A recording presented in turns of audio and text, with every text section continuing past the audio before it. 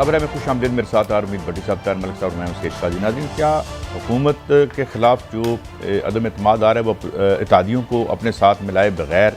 کامیاب ہو سکتی ہے؟ اور پھر کل جو پرائم منسٹر صاحب کی ملاقات ہوئی اس کے اندر جو 5 منٹ وہ ان کی علیحدگی میں عنوان ملاقات ہوئی، وہ اپنے پینلسٹ سے پوچھیں گے کہ اس میں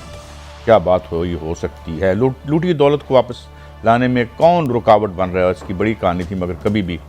کچھ ہوا نہیں ہے عملی طور پر، ہم دیکھتے ہیں۔ اس کے ساتھ IMF جو ہے بڑا لیتھل ہے، بڑا سخت ہے، اس کا رویہ مزید سخت ہوتا چلا جا رہا ہے۔ اس کے ساتھ امریکہ روس کی جو لڑائی ہے اس میں ہمارے اوپر دباؤ بڑھایا جا رہا ہے، 22 ملکوں نے کہا ہے کہ ہم بھی کنڈیم کریں تو ایک مشکل صورتحال بن سکتی ہے۔ بٹی صاحب، یہ آپ کے پاس کیا خبریں ہیں؟ بٹی صاحب، یہ جو اتحادیوں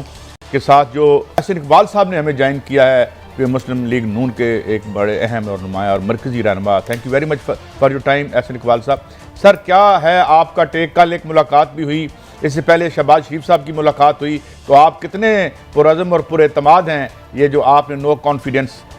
کرنے جا رہے ہیں احسن صاحب؟ میں یہ عرض کروں گا کہ اپوزیشن کی ہم ایک نیشنل کریں اس چینج کے لیے جو پاکستان کی جو حال ہے، چاہے آپ نے ابھی اپنے ابتدائی تعارف میں بھی جو ذکر کیا کہ ہم بہت ہی گمبھیر مشکلات کا شکار ہیں، چاہے وہ معیشت ہے، چاہے وہ سفارت ہے، چاہے وہ اندرونی استحکام ہے۔ پچھلے تقریباً 4 سالوں میں حکومت نے صرف ایک کام کیا ہے کہ ملک کے اندر پولرائزیشن بڑھائی ہے، اس نے انتقامی کارروائیوں پر زور دیا، اور ابھی وزیر اعظم کی جو ذہنی ان کی ترجیح ہے وہ اسی پر ہے کہ میں کسی کو نہیں چھوڑوں گا۔ وہ سمجھتے ہیں کہ ان کے علاوہ اب سب سیاہ ہے، سب لوگ چور ڈاکو ہیں، سب لوگ کافر ہیں، سب لوگ غدار ہیں، اور کسی کا ایمان پہ انہیں شک ہے، کسی کی حب الوطنی پہ شک ہے، کسی کی دیانت پہ انہیں شک ہے۔ تو پاکستان آج جہاں پہ کھڑا ہے، یہاں پہ میں آپ کو یہ بات اپنے تجربے کی بنا پہ کہہ سکتا ہوں کہ کوئی ایک لیڈر، کوئی ایک جماعت یا کوئی ایک ادارہ اگر اس خبط میں مبتلا ہو کہ وہ تنہا اسے اس بھنور سے نکال کے ساحل پہ لے جا سکتا ہے، تو اس کو اپنا ذہنی علاج کرانا چاہیے۔ ہم بہت مشکلات میں گھر چکے ہیں، یہاں پر ہمیں قومی یکجہتی کی ضرورت ہے، ہمیں ایک ایسی قیادت چاہیے کہ جو سب کو بٹھائے، سب سر جوڑ کر سیاست میں بھی اور قومی سطح پر جو ادارے ہیں، جو سٹیک ہولڈرز ہیں، اور ملک کو اس معاشی بحران سے نکالنے کے لیے سنجیدہ سٹرکچرل ریفارمز کریں تاکہ ہماری معیشت دوبارہ بحال ہو سکے۔ اسی طرح آج ہم عالمی سطح پہ تنہا ہیں، ہمیں کچھ سمجھ نہیں کہ ہمارا رخ کیا ہے۔ مثال کے طور پہ روس اور یوکرین کا جو تنازع ہے، ایک طرف چونکہ وہ دورہ کر رہے ہیں، وہ ان کے لب خاموش ہیں، لیکن دوسری طرف ایک بین الاقوامی قانون کا یہ بھی ایک چیز بنیاد ہے کہ کیا کوئی بڑا ملک کسی ہمسائے چھوٹے ملک کے اوپر جاریت کر سکتا ہے؟ اور اگر آپ اس اصول کو تسلیم کر لیں تو پھر تو دنیا میں کسی بھی بڑے ملک کے ساتھ بسنے والا چھوٹا ملک اپنی خود مختاری قائم نہیں رکھ سکے گا، اور یہ ایک جاریت کا بلینک چیک ہے جو آپ بڑی طاقتوں کو دے دیں گے۔ تو یہ بھی ایک بہت اہم اصولی بات ہے جس کے اوپر ابھی تک ہماری حکومت کا تو کوئی سننے میں بسم اللہ الرحمن الرحیم۔ احسن صاحب، ایک بہت شکریہ، آپ نے جو عکاسی کی، شاید حالات تو اس سے بھی بدتر ہوں۔ کہا جا رہا ہے کہ اپوزیشن جماعتوں نے اپنا ہدف پورا کر لیا عدم اعتماد کے لیے۔ یہ عدم اعتماد کب آ جا سکتی ہے؟ جس میں کم و بیشتر PTI کے علاوہ تمام جماعتیں ہیں، اور اتحادی جماعتوں کے ساتھ جو حکومت کی ذاتیہ ہے، آپ کو ان سے رابطے ہیں؟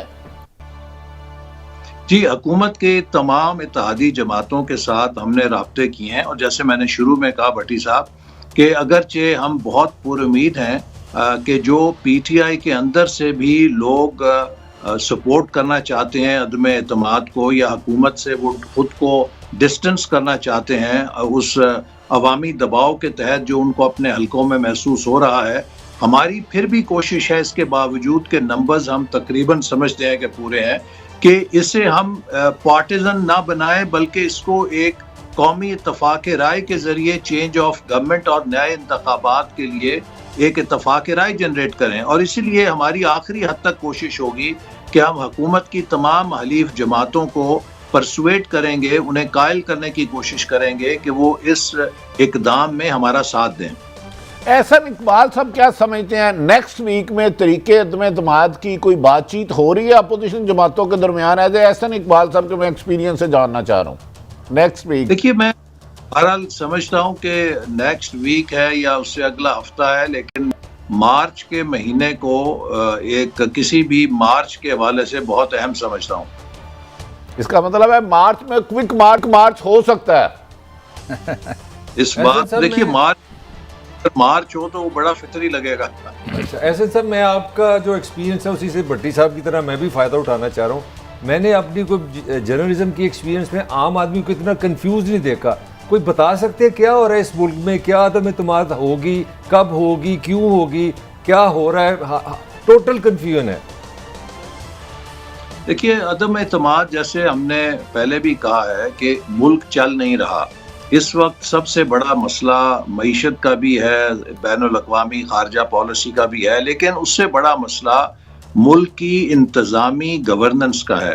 اس حکومت نے جو انتظامی ڈھانچہ ہے اس کی جسے کہہ لیجئے بنیادیں ہلا دی ہیں, من پسند تبادلے کر کر کے اور انکمپیٹنٹ ایڈمنسٹریشن صوبوں کے اندر بٹھا کر. آپ اگر کسی کرائسس کے اندر آئیں, اگر آپ کی انتظامی ڈھانچے میں جان ہو تو آپ اس سے نکل جاتے ہیں, لیکن اگر آپ کرائسس میں بھی ہوں اور آپ کا انتظامی ڈھانچہ بھی, آپ کی کشتی بھی بھنور میں ہو اور آپ کے چپو بھی ٹوٹ جائیں, پھر تو آپ کے لیے ریسیپی فار ڈیزاسٹر کی پکائی ہے نا. تو اس وقت یہ بحران ہے جس کے لیے ہم چاہ رہے ہیں کہ ملک کو انتخابات کی طرف لے جایا جائے, اور اس کا ایک آئینی اور قانونی طریقہ ہے. نو کانفیڈنس ایک پاتھ آف لیسٹ ریزسٹنس یا کاسٹ ہے. یہ ایک ایسا راستہ ہے کہ جس سے آپ کم سے کم معاشی قیمت یا سیاسی قیمت ادا کیے بغیر ایک تبدیلی لا سکتے ہیں سسٹم کے اندر, بجائے یہ کہ سڑکوں کے اوپر ایجیٹیشن ہو, سیاسی اور معاشی حالات اور ابتر ہوں. تو اس لیے ہم اس آپشن کو ترجیحی بنیادوں پر اختیار کرتے ہوئے ایکسپلور کر رہے ہیں. اچھا احسن صاحب گزارش ہے, میں ایک سوال کر دوں, اس کے بعد برساتے رہیں گے. ایک شاہد حقان عباسی سابق وزیر اعظم پاکستان کا کہنا تھا کہ پی ٹی آئی کے 22 اراکین ان کے ساتھ ہیں, اور نارووال سے پیپلز پارٹی کے بڑے سینئر رہنما احسن اقبال صاحب, ان کا کہنا تھا کہ 5 وزراء مسلم لیگ نون کے رہنما ہیں احسن اقبال صاحب. کیا وہ تعداد میں اضافہ ہوا یا کمی ہوئی ہے ان دنوں میں؟ جی دیکھیے, جو انہوں نے 22 کہے اس کے اندر آپ وہ جو وزراء ہیں ان کو بھی شامل. بھٹی صاحب, یہ جو وزراء ٹی وی ٹاک شوز پہ بیٹھ کے بڑے بڑے بیانات دیتے ہیں, رات کو ٹاک شوز کے بعد پھر پیغام بھیجتے ہیں کہ ہماری گفتگو پہ نہ جانا, ہم مجبور ہیں, ہمارے لیے کوئی جگہ بنائیں. کیونکہ ان سب کو نظر آ رہا ہے کہ اگلے الیکشن میں پی ٹی آئی کی ٹکٹ اسمبلی میں نہیں لے کے جائے گی بلکہ سیاسی جہنم میں لے کر جائے گی. تو اس لیے اس وقت اگر ہم ایک فلڈ گیٹ کھولیں یا ہم کسی قسم کی قدغن نہ رکھیں تو شاید آدھی پی ٹی آئی ہمارے پاس آنے کے لیے تیار ہوگی, لیکن ہم اس قسم کی فلڈ گیٹ نہیں کھولنا چاہتے, چونکہ جہاں پہ ہمارے اپنے پارٹی کے نظریاتی پوٹینشیل کینڈیڈیٹس موجود ہیں جنہوں نے پچھلے 3-3.5 سال پارٹی کے ساتھ پختہ لوگ ہیں, ہم انہیں ذبح بھی نہیں کر سکتے. البتہ وہ نشستیں جہاں پہ ہمارے پاس کوئی متبادل نہیں ہے یا وہاں پر ہمارے امیدوار کمزور تھے اور وہ لوگ جو ہمیں کو زبردستی دباؤ کے تحت چھوڑ کر گئے تھے, ان کو ہم لے سکتے ہیں. تو اس لیے ہمیں تھوڑا سلیکٹیو ہونا پڑ رہا ہے, ورنہ تو اس وقت عملاً صورت یہ ہے, بالخصوص پنجاب کے اندر تو یہ معاملہ ہے کہ پی ٹی آئی کا کوئی بھی رکن اسمبلی صوبائی یا قومی اگر اسے آج یہ گارنٹی ہو کہ اسے اگلے انتخابات میں مسلم لیگ نون کا ٹکٹ مل سکتا ہے تو وہ ایک پلک جھپکنے سے پہلے ایسا صاحب آپ نے کہا پی ٹی آئی کے تمام ایم پی مشمول, اس کا مطلب ہے عثمان بزدار صاحب وزیر اعلیٰ پنجاب بھی نون لیگ میں آ سکتے ہیں؟ اگر عثمان بزدار صاحب کو بھی یہ یقین دہانی ہو کہ انہیں مسلم لیگ نون کا ٹکٹ ملے گا تو وہ بھی پی ٹی آئی چھوڑ کے نون میں شامل ہونے کے لیے تیار ہو جائے گا. اچھا احسن اقبال صاحب, آپ معیشت پہ آپ کی گہری نگاہ ہے, آپ پلاننگ کمیشن کو بھی ہیڈ کرتے رہے ہیں. دنیا اور پاکستان ظاہر ہے ایک خوفناک اکنامک ریسیشن سے گزر رہا ہے اور 1930 کا ریکارڈ ٹوٹ چکا ہے, یہ کہہ رہے ہیں 200 سال میں. تو کیا یہ عمران کے لیے ون ون نہیں ہوگی سچویشن؟ جتنی ریخت ہو رہی ہے اور معیشت میں جو گراوٹ ہے اس کا ملبہ آخری 1.5 سالوں میں کسی اور پہ پڑے گا آپ کی کامیابی کی صورت میں. آپ do you by this theory? دیکھیے یہ بات آپ کی درست ہے کہ اگر آخری 1.5 سال کوئی بھی حکومت آئے گی تو وہ سال 1.5 سال میں کچھ ٹھیک سکے گی، البتہ عمران خان صاحب کا سارا ملبہ اپنے اوپر لے لے گی۔ اسی لیے مسلم لیگ نون کی بڑی کنسیڈرڈ رائے ہے کہ کسی بھی change of government no confidence کے ذریعے اس کے بعد فوری انتخابات ہونے چاہیے، تاکہ جو اگلی حکومت آئے اس کے پاس 5 سال کا مینڈیٹ ہو، وہ 2-3 سال کے اندر وہ اصلاحات کر سکے جو کہ ملک کی معیشت کے لیے اس وقت ناگزیر ہو گئی ہیں، اور ملک کو دوبارہ بحال کرنے کے لیے وہ فیصلہ کن اقدامات اٹھا سکے، تاکہ اسے پھر پتہ ہو کہ آخری 2 سالوں میں وہ ڈیویڈنڈ بھی لے سکتی ہے۔ لیکن اس وقت اگر آپ سال کے لیے کسی حکومت کو لائیں گے، 6 مہینے کے لیے بھی لائیں گے، تو وہ سوائے اس کے کہ عمران خان صاحب کے تمام نااہلیوں اور ناکامیوں کا ہار اپنے گلے میں ڈال کے اپنا بھی منہ سیاہ کرے گی، اس کے علاوہ اس کے پلے کچھ نہیں پڑے گا، کیونکہ وہ کچھ کر نہیں سکتی اتنے مختصر وقت میں۔ احسن صاحب، پیپلز پارٹی کی حکومت ہے تو وہ ریڈی ہے ٹو سیکریفائس دیئر گورنمنٹ، وہ اس کاز کے لیے آپ کے ساتھ آن بورڈ ہیں؟ دیکھیے غالباً کل یا پرسوں میں بلاول بھٹو صاحب کا خطاب سن رہا تھا اور میڈیا پہ رپورٹ ہوا جس پہ انہوں نے اس بات کو انڈورس کیا کہ نو کانفیڈنس کے فوری بعد نئے الیکشن ہونے چاہیے، اور کوئی بھی حکومت 1 سال کے اندر ملک کو ٹھیک نہیں کر سکتی۔ تو اس لیے میں سمجھتا ہوں کہ پیپلز پارٹی بھی سمجھتی ہے کہ اس وقت جو معیشت کے حالات ہیں ان کو اگر درست کرنا ہے تو ہمیں ایک سٹیبل ٹرم کے ساتھ حکومت کی ضرورت ہے۔ اچھا احسن صاحب، آپ نے کہا کہ ملک کے حالات بڑے خراب ہیں، آپ نے بڑی ایکسپلین کیا ہے، تو اس حالات میں اگر آپ کے قائد نون کے قائد پاکستان آتے ہیں تو اس کا پارٹی کو، اپوزیشن کو اور ملک کو زیادہ فائدہ نہیں ہوگا؟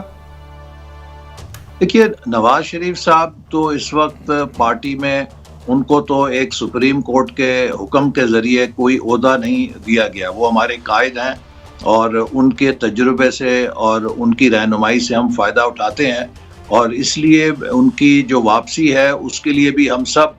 دعا کرتے ہیں کہ جلد از جلد ہو۔ لیکن ان کا واپس آنا نہ میرے کسی خواہش پہ مبنی ہے، جب ان کے ڈاکٹرز انہیں اجازت دیں گے کہ وہ واپس جائیں۔ اس سے پہلے آپ کو پتہ ہے کہ جب ان کی اہلیہ بستر مرگ پہ تھیں تو وہ انہیں چھوڑ کر آ گئے تھے پاکستان اپنی بیٹی کو لے کر، اور سیدھے انہیں معلوم تھا کہ جیل میں جائیں گے۔ تو کوئی ایسی بات نہیں ہے کہ وہ پاکستان کے قانون سے یا کسی سزا سے فرار لیے ہوئے ہیں، وہ طبی بنیاد پر ہیں، اور حکومت کے پاس یہ آپشن موجود ہے کہ حکومت ان کی جو صحت کے بارے میں تحقیق کے لیے جو ہائی کمیشن ہے اس کے ذریعے ان کے معالجین سے رابطہ کر سکتی ہے۔ اچھا، یہ ابھی جو ریسنٹ پاسٹ میں ہم نے دیکھا ہے کہ ایک بڑا نیا ڈگر پہ مسلم لیگ نون چلی ہے، خاص طور پر کہا جاتا ہے کہ اسٹیبلشمنٹ کے ساتھ بڑے اچھے تعلقات رہے آپ کے، اور جنم جس طرح ہوا پارٹی کا، یہ جو کچھ حالات ہوئے ہیں، جس طریقے سے بہت سی باتیں کھلے عام کی گئی ہیں، آپ سمجھتے ہیں کہ اسٹیبلشمنٹ بڑی وہ کنوینئنٹلی آپ کے ساتھ چلے گی؟ دیکھیے پچھلے 4 سالوں میں بہت سبق سب نے ہی سیکھا ہے، اور پاکستان آج جہاں پر کھڑا ہے اس کے لیے ایک بہت بڑی کلیکٹیو ایفرٹ کی ضرورت ہے۔ جو بھی حکومت آئے گی اسے آسان چیلنج نہیں درپیش ہوگا، اس لیے ہم سمجھتے ہیں کہ پاکستان کو کامیاب کرنے کا، مستحکم کرنے کا ایک ہی راستہ ہے، وہ آئینی حکمرانی ہے۔ اگر ہم ان لیٹر اینڈ اسپرٹ سب اسٹیک ہولڈرز، چاہے وہ پولیٹیشینز ہیں، چاہے وہ اسٹیبلشمنٹ ہے، چاہے وہ عدلیہ ہے، چاہے وہ بیوروکریسی ہے، اگر ہم آئین کے مطابق اس ملک کو چلائیں تو یقین کیجئے کہ اس میں اتنا پوٹینشیل ہے کہ 5 سالوں میں یہ 20 سال کا سفر کر سکتا ہے۔ آج تک 70 سالوں میں جو ہماری بدقسمتی رہی یا جو ایک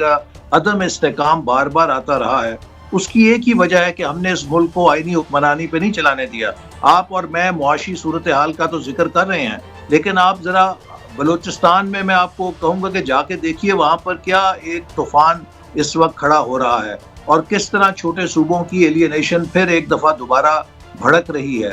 پاکستان کا فیڈریشن سب سے بڑی ترجیح ہے۔ اگر ہم نے اس ملک کو مضبوط کرنا ہے تو اس کے وفاق کو مضبوط کرنا ہے، اور وفاق، معافی چاہتا ہوں میں انٹرجیکٹ کر رہا ہوں، ایک اہم سوال رہ جائے گا اور اب میں فائدہ اٹھانا چاہتا ہوں آپ کی موجودگی کا۔ 3 الیکشن ہوئے، خدا کا شکر ہے کوئی بیچ میں وقفہ مارشل لائی نہیں آیا، تینوں متنازع تھے۔ کوئی دوسری پارٹی جو ہار جاتی ہے وہ نہیں مانتی اگلے بیٹھے ہوئے کے مینڈیٹ کو، تو وٹ از گوئنگ، یہ اگلا الیکشن کیا سالو کرے گا اس سینیریو میں؟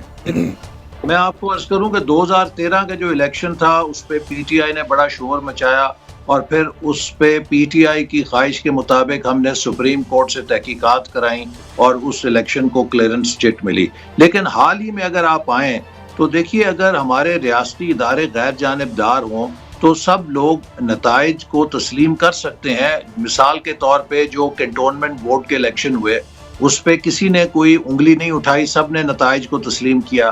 ابھی حال ہی میں خیبر پختونخوا جو بلدیاتی الیکشن ہوئے ان پر بھی کسی نے کوئی انگلی نہیں اٹھائی, ان کے نتائج کو بھی کم و بیش سب نے تسلیم کیا. میں سمجھتا ہوں کہ پاکستان کے الیکشن کے قوانین دنیا کے بہترین قوانین ہیں. اصل مسئلہ ان پر عمل داری کا ہے اور اصل مسئلہ یہ ہے کہ اگر ہمارے ریاستی ادارے غیر جانبدار رہیں, وہ کسی کی طرفداری نہ کریں, وہ سب کو ایک نگاہ سے دیکھیں, یقین کیجئے کہ انہی الیکشن کمیشن کے قوانین کے ذریعے ہم بہترین الیکشن پاکستان میں کروا سکتے ہیں. اچھا احسن صاحب, آپ کا خیال ہے کہ مارچ میں عدم اعتماد کی تحریک آئے گی. میرا سوال یہ ہے کہ اگر آپ کامیاب ہوتے ہیں تو بڑی اوبیس ہے, آپ کے لیے اچھی خبر ہے. اگر آپ ناکام ہوتے ہیں تو اس کا پولیٹیکل کیا امپیکٹ دیکھتے ہیں آپ؟ دیکھیے میرا خیال ہے کہ اس میں چونکہ میں نے آپ کو ایک اپنے اندازے سے کہا ہے, جیسے میں نے پہلے کہا کہ ہماری اولین کوشش یہ ہے کہ اس نو کانفیڈنس کو ہم جتنا براڈ بیسڈ کنسنسس کے ساتھ کریں اتنا فائدہ مند ہوگا اور اتنا ہمیں اگلے انتخابات کے لیے ایک نیشنل کنسنسس بلڈ کرنے میں آسانی ہوگی. تو اس لیے میں اس وقت کوئی اس کی ناکامی کے خاص اسباب نہیں دیکھتا. اگر ہمارے جو فون کالز نہیں آتے تو پھر میں سمجھتا ہوں کہ جو میرے پاس اس وقت تک فیڈ بیک ہے, جس انداز میں جس تعداد میں پی ٹی آئی کے اندر سے لوگ ہم سے رابطہ قائم کر رہے ہیں, اللہ کے فضل سے یہ تحریک عدم اعتماد ضرور کامیاب ہوگی. جی بڑی صاحب. اچھا ایسا صاحب, اگر یہ تحریک عدم کامیاب ہو جاتی ہے تو یقیناً آپ ساری پارٹیوں نے مشاورت کی ہوگی. پنجاب میں وزارت اعلیٰ, یہاں مرکز میں وزارت عظمیٰ, کس کے پاس جائے گی؟ کیا آپ سمجھتے ہیں کون متوقع امیدوار ہو سکتے ہیں اپوزیشن کے؟ دیکھیے جیسے میں نے کہا کہ ہماری یہی خواہش ہے اور ہم اپوزیشن جماعتیں اس کے اوپر مسلسل آپس میں گفت و شنید بھی کر رہے ہیں کہ یہ انکانسیکوینشل ہوگا کہ اگر ہم فوری طور پہ عام انتخابات میں جاتے ہیں تو یہ کوئی بڑی ایسی اہم بات نہیں ہے کہ وزیر اعلیٰ یا وزیر اعظم کون ہوگا, وہ ایک نوشنل سی فگر ہوگی جو بھی ایک قسم کا عبوری اس کا ہوگا. اور جب نو کانفیڈنس کامیاب ہوتی ہے تو اپوزیشن میں اتنی انڈرسٹینڈنگ ہے کہ وہ اتفاق رائے سے کسی نام کو اس پر اتفاق کر سکتے ہیں. اور یہ بھی ایک ممکن صورت ہے کہ قومی اسمبلی کے اندر عدم اعتماد ہوتی ہے تو صوبائی اسمبلیاں برقرار بھی رہیں, قومی اسمبلی کے انتخابات بھی ہو سکتے ہیں. لیکن تاریخی طور پہ یہ دیکھنے میں آیا ہے کہ جب قومی اسمبلی کے جنرل الیکشن ہوتے ہیں تو وہ اتنا بڑا ایک بھنور ہوتا ہے کہ وہ خود بخود سخت کر لیتا ہے صوبائی حکومتوں کے انتخابات کو بھی اپنے ساتھ. تو یہ دونوں پاسبلٹیز ممکن ہے کہ قومی اور صوبائی اسمبلیاں دونوں کے انتخاب ہوں. یہ بھی ہو سکتا ہے کہ خالی قومی اسمبلی کا انتخاب ہو اور صوبائی اسمبلیاں برقرار ہیں. اچھا سمجھے کہ آپ آف دی ریکارڈ گفتگو ہو رہی ہے, احسن اقبال صاحب اس وقت ٹی وی میں نہیں ہے, آئندہ اپریل میں وہ کس کو وزیر اعظم دیکھ رہے ہیں, عمران خان کو یا کسی اور صاحب کو دیکھ رہے ہیں؟ میرا خیال ہے کہ عمران خان صاحب فارغ ہو چکے ہوں گے انشاءاللہ تعالیٰ اپریل تک. اچھا یہ بتائیے, کیونکہ آپ کی ایک بڑی ڈائمینشنز ہیں ایکیڈیمک بھی, یہ فرمائیے کہ ہیوی ریلائنس آپ کی بھی پیپلز پارٹی کی بھی عالمی مالیاتی اداروں پہ رہی ہے اور بڑے ڈیٹریمنٹل یہ رہا ہے. اس دفعہ آتے ہیں آپ, اگر تو آپ کے پاس کیا پلان ہے؟ کیونکہ $130 بلین تو میرا خیال میں ان پیبل ہو چکے ہیں کنسیڈرنگ جو ایک تو اکنامک انوائرمنٹ اور دوسری جو ہماری معیشتی حالت ہے. دیکھیے اس وقت پہلی بات تو یہ ہے کہ یہ کوئی شبہ نہیں کہ 3 سالوں میں حکومت, دیکھیں کسی معیشت یا بزنس کے لیے نا سب سے امپورٹنٹ چیز ہوتی ہے سینٹیمنٹ یا کانفیڈنس. اس حکومت نے جو سب سے بڑا پاکستان کا نقصان کیا 2017 میں پاکستان کے گرد ایک انٹرنیشنل سینٹیمنٹ بن گیا تھا. میں آپ کو مثال دیتا ہوں کہ میرے پاس امریکہ کے سفیر آتے تھے, برطانیہ کے ہائی کمیشن, یورپین یونین کے, جاپان کے, excellency please tell us where can our companies invest in CPEC projects, کون سے اسپیشل اکنامک زون میں ہماری کمپنیاں آ سکتی ہیں. پاکستان کو لوگ یہ دیکھ رہے تھے کہ ان کو کوئی ہولی گریل مل گئی, اب یہ نکل گئے ہیں, اب ہم ان کے ساتھ کیسے جڑیں. آج انہوں نے ہمیں وہاں لا کھڑا کیا ہے کہ پوری دنیا میں عمران خان صاحب نے خود جا کے جب پاکستان کو ایک کرپٹ ملک کے طور پہ، منی لانڈرنگ کرنے والے ملک کے طور پہ پیش کیا ہے، تو انویسٹر کانفیڈنس جو ہے پاکستان سے ہٹ گیا ہے۔ سب سے بڑا ہمارا چیلنج یہ ہوگا کہ ہم اس ملک کا investor confidence, business confidence restore کریں۔ دیکھیے، میں آپ کو عرض کروں کہ پاکستان میں اتنی ہی کرپشن ہے جتنی دنیا کے کسی اور ملک میں کرپشن ہے۔ پاکستان میں اتنی ہی دیانتداری ہے جتنی دنیا کے کسی اور ملک میں دیانتداری ہے۔ ہم ایک نارمل قوم ہے، لیکن جب آپ ہر وقت اپنے ملک کا تعارف ہی کرپشن کرپشن کرپشن کر کے کرتے ہیں، کون سا سرمایہ کار ہے جو ایک کرپٹ ملک کے اندر اور اس کی معیشت میں انویسٹ کرے گا؟ کیا پاکستان انڈیا اور بنگلہ دیش سے زیادہ کرپٹ ہے؟ جو بین الاقوامی انڈیکس ہیں اس میں تو وہ ہم سے بہت آگے ہیں کرپشن میں، لیکن ایک صرف اپنی سیاست کے نعرے کے لیے ملک کی بدنامی کر کے اس کا کانفیڈنس خراب کیا گیا، تو لہٰذا ہم اس کانفیڈنس کو ریسٹور کریں گے۔ دوسرے نمبر پہ آئی ایم ایف کے پاس شاید جانا اگر ناگزیر بھی ہوا تو کئی دفعہ پہلے بھی گئے ہیں۔ اصل بات یہ ہوتی ہے کہ آئی ایم ایف سے آپ ملک اور عوام کے مفاد کے مطابق نیگوشیٹ کریں۔ اگر آپ کو یہ نہیں پتا کہ نیگوشیٹ کیا کرنا ہے اور آپ قلم ان کے آگے رکھتے ہیں کہ جی جو آپ لکھ کر دیتے ہیں نسخہ ہم اس کے اوپر انگوٹھا لگا دیں گے، پھر تو یہی کچھ ہوگا جو ہوتا ہے، کیونکہ ہمیں تجربہ ہے کہ آئی ایم ایف سے بڑی ٹف نیگوشیشن ہوتی ہے۔ ان کی کوشش ہوتی ہے کہ وہ آپ سے زیادہ ایکسٹریکٹ کریں، اور آپ کا یہ فرض ہے کہ آپ نے عوام کے مفاد میں ان کو دلیل کے ساتھ قائل کرنا ہے، نیگوشیٹ کرنا ہے اور ایک ایسا ایگریمنٹ کرنا ہے جو دونوں کے مفاد میں ہو۔ تو اس لیے میرا خیال ہے کہ اگر ہماری حکومت آئے گی تو ہم انشاءاللہ ایک بہتر ڈیل نیگوشیٹ کرنے کی کوشش کریں گے، اور اس سے پہلے جیسے میں نے کہا کہ ہم اس ملک کے اندر کانفیڈنس ریسٹور کریں گے۔ احسن اقبال صاحب، thank you very much for your time and good luck